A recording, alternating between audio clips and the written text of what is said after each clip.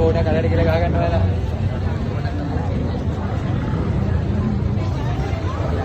තාම උද්වේග කර විදියට බලපානවා. කෝළු මල්ලි කියලා අපි ආදරයට කියන්නේ ඖෂධ හරිම ආඩම්බරයි. ඔබ දෙන්නේ නායකත්වයක්. කොයිතරම් මේ මහන්සි වෙලා සමග මේ වගේ වැඩක් කිරීමට ලැබීම ගැන. ඉතින් මතක් කර සිටිනවා ඔය පියගැට පෙළ ඉතාම පරිස්සමෙන් තරණය කරමින් සමග මේ වගේ වැඩක් කිරීමට ලැබීම ගැන. ඉතින් මතක් කර සිටිනවා ඔය පියගැට පෙළ ඉතාම පරිස්සමෙන් තරණය කරමින් විශේෂ දෙවියන් මෙසේ පැවසුවා. ඔබ වහන්සේ ආහාර පාන නැති කළොත් අපි රෝම කුඹවලින් දිව්‍ය පූජස් ඇතුළු කරනවා. එවිට මහබෝසතාණන් වහන්සේ මෙසේ කල්පනා කළා.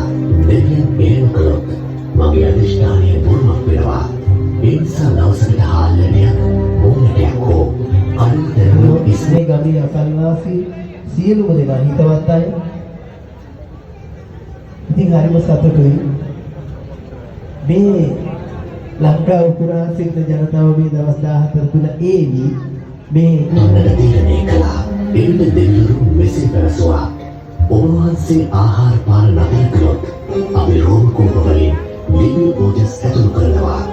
එවිට මහබෝසතාණන් වහන්සේ මෙසේ කල්පනා කළා. දෙවියන් එහෙම කළොත් මගේ අධිෂ්ඨානය බොරුවක් වෙනවා.